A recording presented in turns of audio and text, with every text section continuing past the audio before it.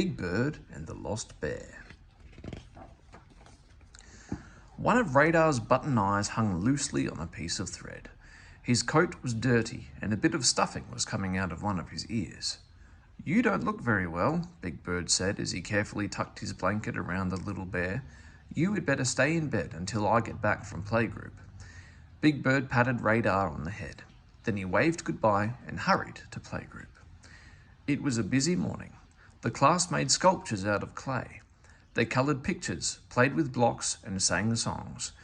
It was Grover's turn for show and tell. He had brought a book about baby animals, and the teacher read it to the class.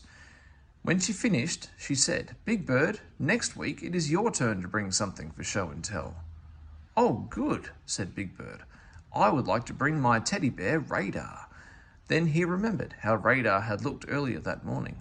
"Except he hasn't been feeling very well," said Big Bird sadly. "Maybe he will be better next week," the teacher said. "Yes," said Big Bird, "maybe he will." But for the rest of the morning, he couldn't help thinking about the little bear waiting for him at home. When Big Bird got home from playgroup, he called out, "Radar, I'm back!" But Radar wasn't there. Big Bird looked under the blanket. "I'm sure I left him here," said Big Bird, scratching his head. He looked in the nest again. He looked in his toy box and every drawer in his dresser.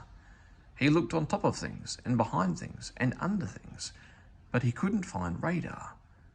Big Bird was worried. "Where could he have gone?" he said. He thought about Radar's button eye hanging on the piece of thread and the stuffing coming out of his ear.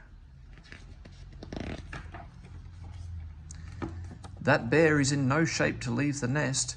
If I have to search every inch of Sesame Street, I will find him," said Big Bird. On Sesame Street, Big Bird asked everyone he met if they had seen Radar. He asked the mail carrier, the garbage collectors, and a truck driver. But every answer was the same, and that answer was no. No one had seen Radar.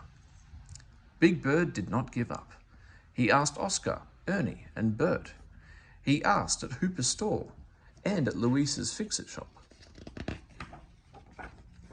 He looked inside a telephone booth, on top of the mailbox and under benches. He looked everywhere he thought a bear could be, but he did not find Radar. Big Bird walked sadly down the street. As he passed the wash and dry laundromat, he glanced in the window. What he saw made him stop and hurry inside. "Granny!" Big Bird cried.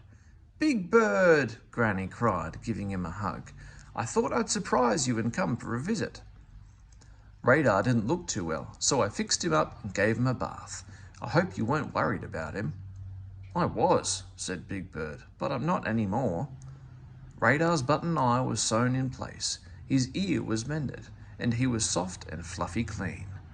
"Oh, thank you, Granny." Big Bird gave Radar a Big Bird hug. "I have a surprise for you too, Radar. Next week, you can come to playgroup with me."